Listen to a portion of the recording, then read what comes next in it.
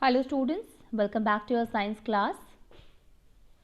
So students, today we will going to start and try to understand the further topics of the magnetic field. These solenoid, what happened, each of the solenoid will behave like a circular coil or a loop through which the current when passed through it, then it will forms a lot of a concentric circle which seems to be parallel when it enter into the solenoid, and then when it comes out it will form a large arc or a large loop. Moving on, and we will see now that what happened when a force occurred on a current carrying conductor in a magnetic field, students. So you see, force on a current carrying conductor in a magnetic field. Now here there is we know that when the electric current flows through a conductor, it already produces magnetic field, and the field so produced exert a force on a magnet placed in the vicinity of the conductor. Let us see what happened here.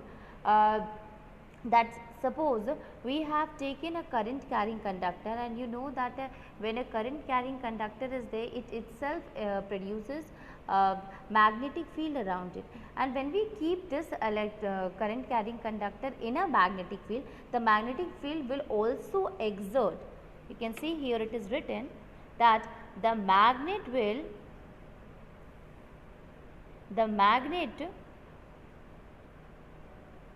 this magnet must also exert an equal and opposite force on the current carrying conductor.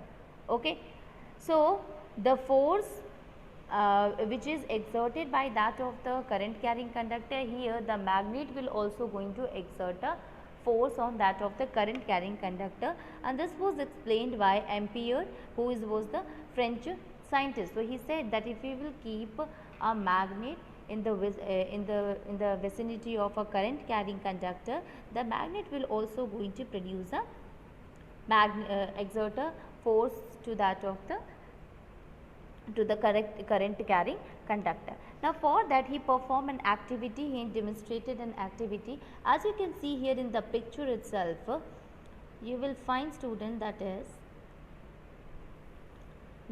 we have taken a small aluminium rod. This is a small aluminium rod which is about 5 centimeter, and there are two connecting wire. These two are connected with the wire, and because of this it is suspended horizontally easily from the stand.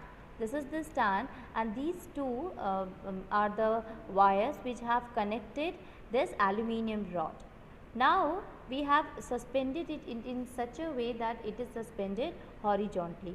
Now what we will do, this is a horseshoe magnet, students. Okay, so we will keep the rod in between the two poles of the magnetic field.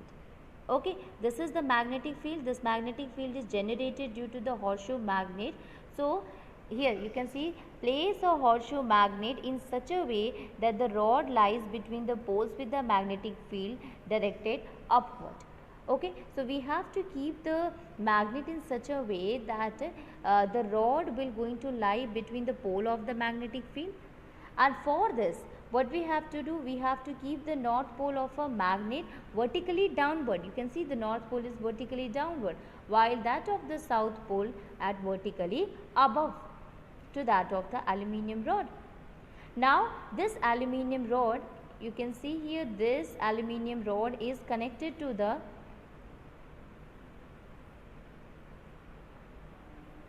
this aluminium rod, it is connected to the series with the battery. This is the battery, students, so it is connected with the battery. A key is there and rheostat is there. This rheostat will going to help in giving the variable resistance. Okay, so when the current will be produced, then the different resistance produced by the rheostat is also added along with the circuit. Now what happened, when we pass a current through the aluminium rod from B to end A, so how the current will flow, students? You know that the current always flow from positive to negative. So current starts flowing from here, as you can see in the arrow itself. Then the current reaches to B, and then it will enter into reaches to A. What do you observe? It is observed that the rod displays towards left side, and you will notice the rod get displaced. So here what happened, as the current will start flowing from this and reaches to the other end, this rod will get displaced towards the left side. Okay, it will goes towards the left side, student, like this. Okay, it will displace towards the left side. Now what happened? Now again we will change the direction, we will reverse the current flowing through the rod, and then we will try to find out what will be the direction of the displacement. So when the current, if suppose we will change the battery, this will be the positive and this will be the negative. So the current will start flowing from here, and when current changes its direction, then the rod will move towards the right side. The displacement will be at the right side. Okay. Okay.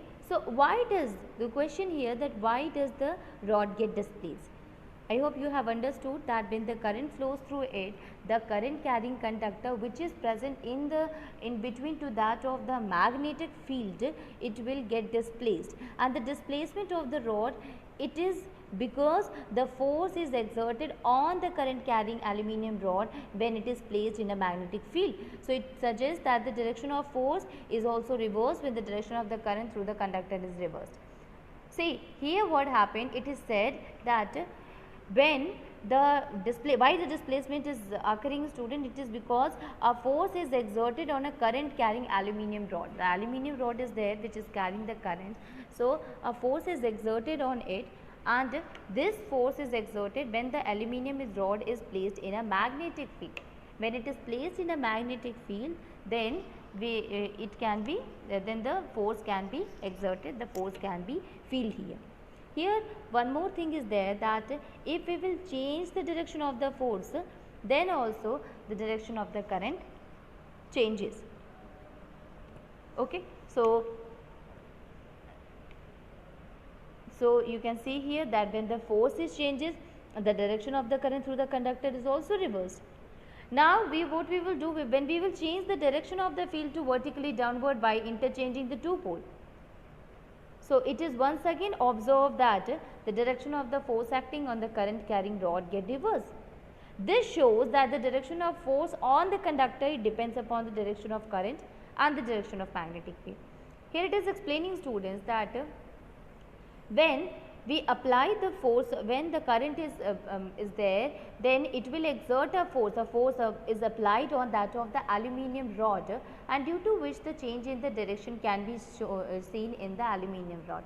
Suppose if we will change the direction of the current, so when the direction of the current changes, then the movement of the aluminium rod also changes. The aluminium rod also get changed here.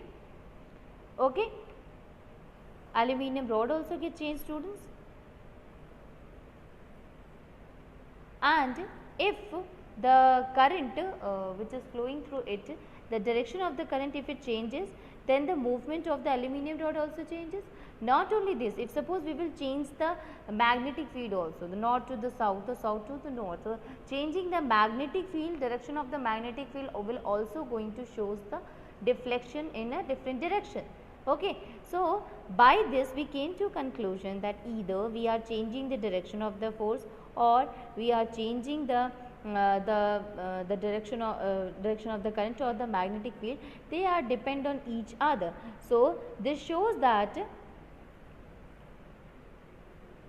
the direction of force on a conductor depend upon the direction of current and the direction of magnetic field. Okay. So force which is acting on the conductor, it depend upon the direction of current as well as the direction of magnetic field. See here, students, here we have taken the aluminium rod and kept it in between to that of the magnetic field which was generated by the horseshoe magnet, and due to which we can find the deflection. As we are knowing that when the current flows through any wire, then it behaves like a magnet, and when you keep a compass, magnetic compass near it, it will shows the deflection. So obviously here also the current carrying conductor will responsible for the deflection. But since a magnetic field is produced already because of the bar magnet, due to which the direction can also be affected. Again the direction will be affected. Now when we change the direction, or when we change the direction of the magnetic field, so the direction which is acting on the conductor will also get changed. Okay. So,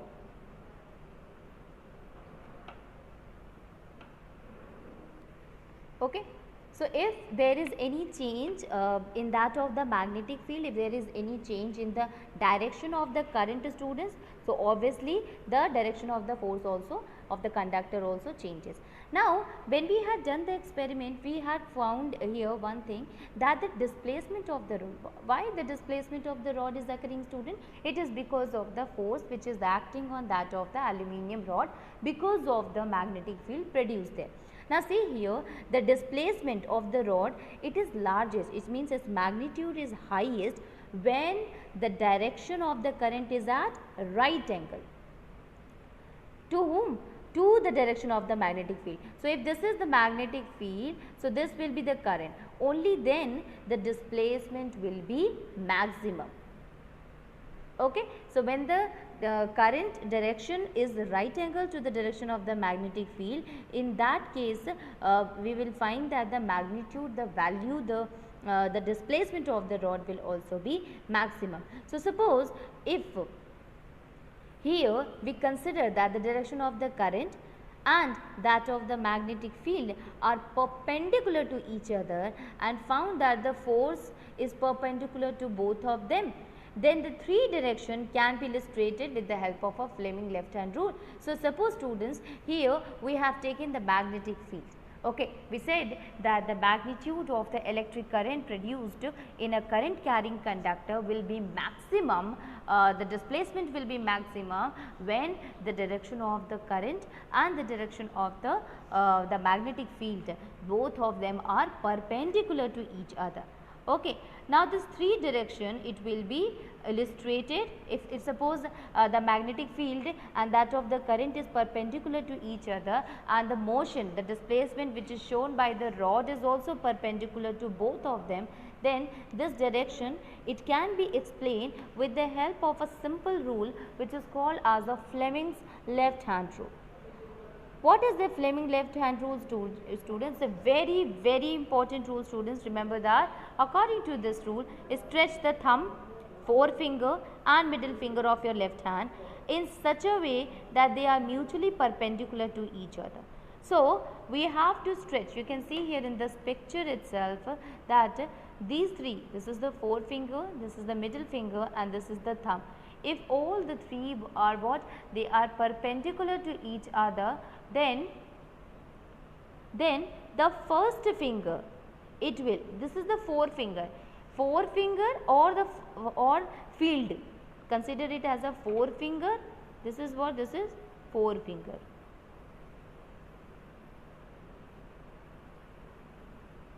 It is the forefinger. Okay, this is what? This is the thumb and this is the middle finger. So, the forefinger or the first finger, it will shows the direction of the magnetic field, and the middle finger, it is showing the direction of the current.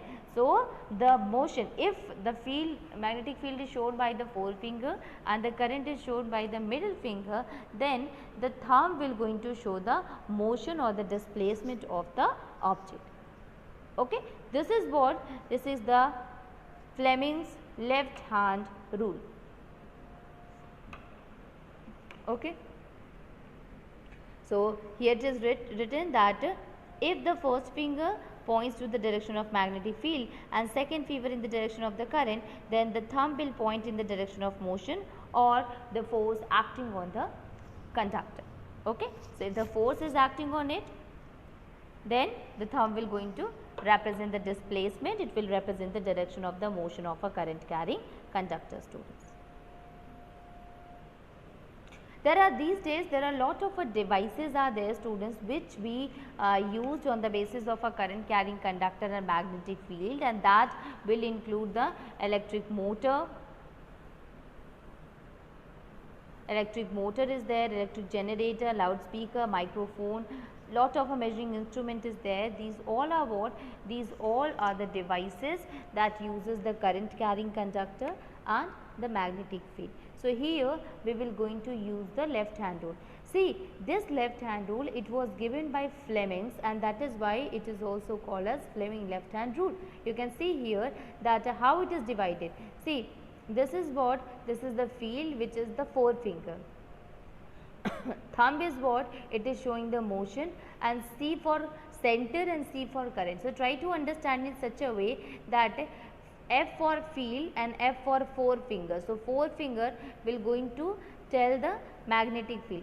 C for current and C for center finger. So, this is the center finger which help us in telling the current. So, obviously only the thumb is left. So, thumb will represent the magnetic force, or it will represent the movement, the displacement of the object. Okay.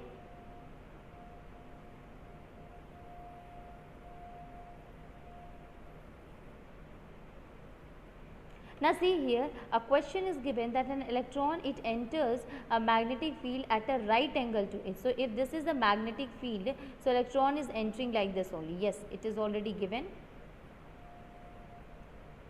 Okay.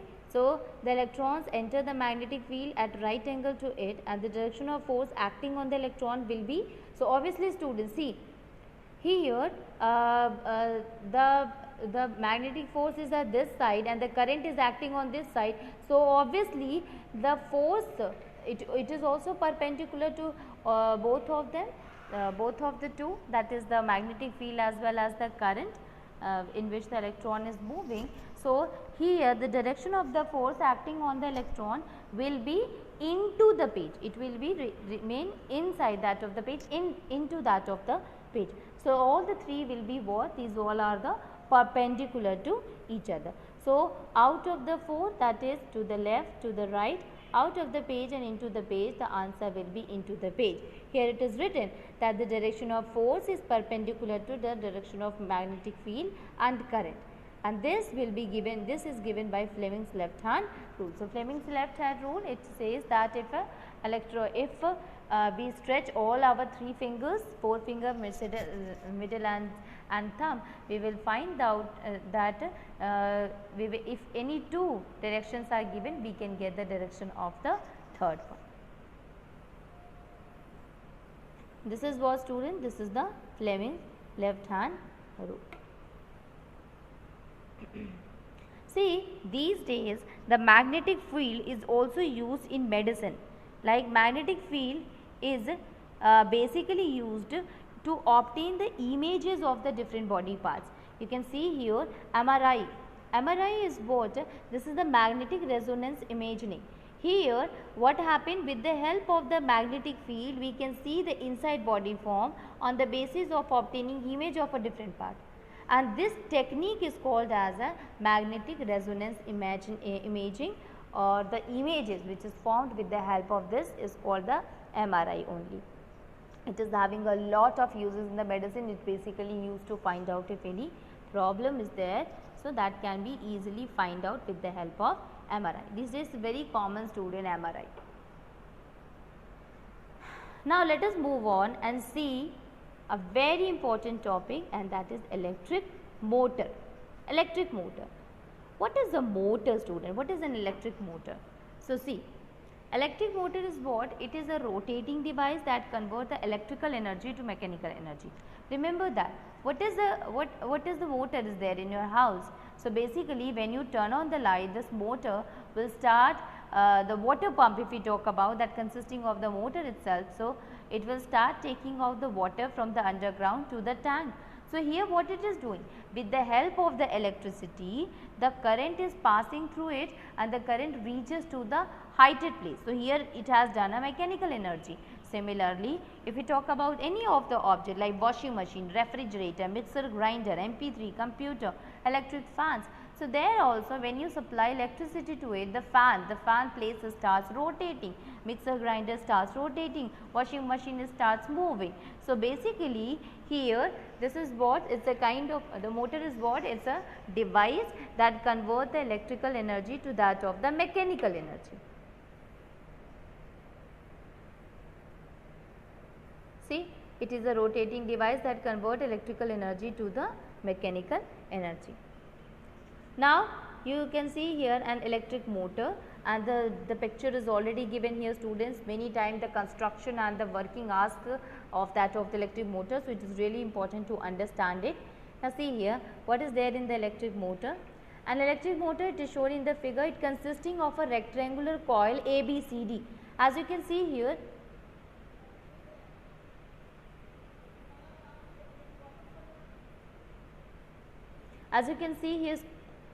here students, that it consisting of a rectangular coil, and this rectangular coil is A, B, C, D, and these coil, they are insulated with the copper wire. Okay, they are insulated with the copper wire, and this is placed in between the magnetic field, and the magnetic field will be produced by two poles of the magnet. One is north pole and the other one is the south pole. Okay.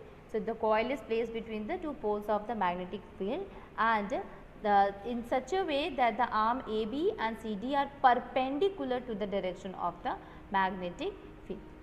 Now, see here, the end of the coil, when you look at the rectangular coil, the end of the coil are connected to two halves P and Q of a split ring. See, this is the split ring.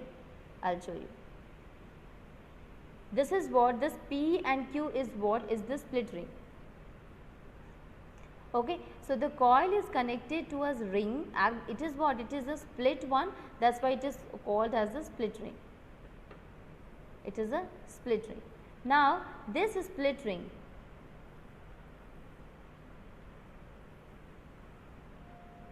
okay, now the inner side of these halves are insulated and attached to an axle. This is what, student, this is the rotator, this is the axle at which the split rings are attached with it.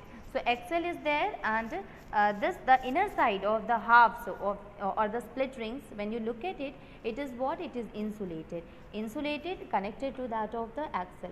Now, the external conducting edges of PQ touches two conducting stationary brushes X and Y. Now, see here, the external conducting edges, this is P and Q, the external one is attached to X and Y. Okay, these two are connected or touched with the two conducting stationary brushes, that is X and Y. Now, what happened? This is the whole structure. So, and then later on this XY is connected to a battery and a key is there. Okay, so two brushes are also there, students, which help in holding that of the split rings together. Now, what happened when the current in the coil ABCD enter from the source of battery? Now, this battery will going to produce the current from here. So, current will enter from the battery, from the source of battery to battery through the conducting brush X and flow back to the battery through brush Y. Now, what happened when the current will flow from ABCD, from the coil ABCD? So, it will enter from the battery, this is the battery, students, and this battery will produces the current. So, through the brush, what is the brush here? That is X. So, from the X it will enter into the rectangular coil. Okay, it will enter into the rectangular coil, and now what you will find that here it will goes from AB and then it will reaches to CD. Now, see here, when the current from that of the AB reaches to CD, the AB, at AB we can apply the Fleming's left hand rule here. So, that time the direction of the current will be at downward direction, right. So, see here, we will find that the force acting on arm AB pushes it downward. Okay. So, when the current is flowing in the right side and the magnetic field is produced, so you will find that this AB, the direction of force which is acting on it, is in the downward direction. Similarly, when the current comes to the CD, at that time the direction of the current force will be in the upward direction. Okay. So, when the current moves from AB, moves downward, and CD it moves upward. Now, what happened afterward?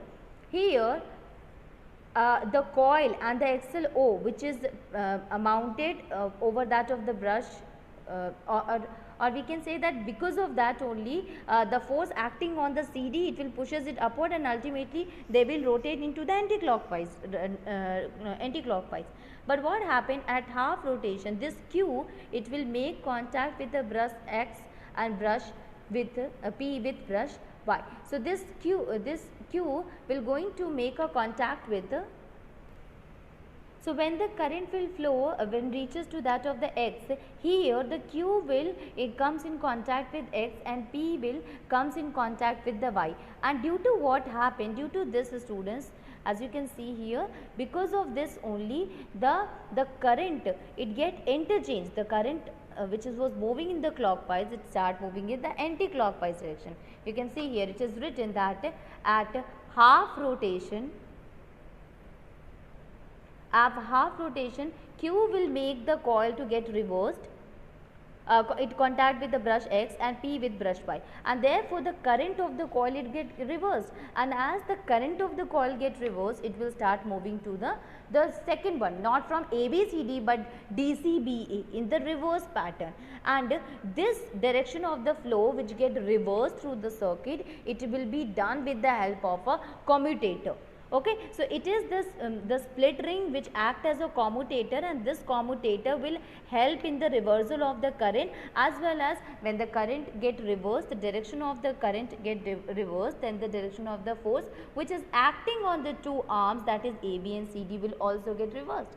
And now the arm AB which was pushing, earlier it was pushing is downward, now it will going to push it in upward direction, while CD which was previously pushing it in the upward, now pushing it at downward. So we can say that the coil and the axle rotate half a turn more in the same direction, and then it get reversed, and the reversing of the current is repeated. It is repeated at each half of the rotation, giving to a continuous rotation of the coil to the axle. So you can see here at first half, when AB which was exerting a current on through which the current is flowing, it will going to apply a force on the wire in the downward direction, while in case of a CD it will be in the upward direction. But when the exchange of the axle occur, when the exchange of the brushes occur here, so the current, the movement of the current also get changes. This time the current will start moving from DCBA, and ultimately the direction of the force will also get reversed. Earlier the direction of the force of the AB which was occurring in the downward direction, it will become in the upward direction, while the other one will get into the downward direction. And due to this half movement only, this will rise a continuous rotation of the coil and an axle. Okay, because of this movement only, the direction of the current can be easily changed. Okay. Now the motor is there are a lot of commercial uses of the motor, students. You can see that an electromagnet placed in permanent magnet, large number of see what is the commercial motor use? It is used as an electromagnet in place of a permanent magnet. In place of electromagnet is having a lot of strength, students, so we prefer to use electromagnet. A large number of turns will also help or will also make in a more conducting wire in a current carrying coil, as well as the soft iron core on which the coil is wound, that is also a with the help of the motor itself we can do it. Okay. So this is how the electric motor work. As the movement occur, the axle and that of the split ring, it is because of the split ring. Split ring is what? This is the commutator, and this commutator will help in changing the direction of the current, and when the direction of the current changes, due to which the movement, the magnetic field produced will also get changes, students. Okay. So I hope you have understood that of the motor.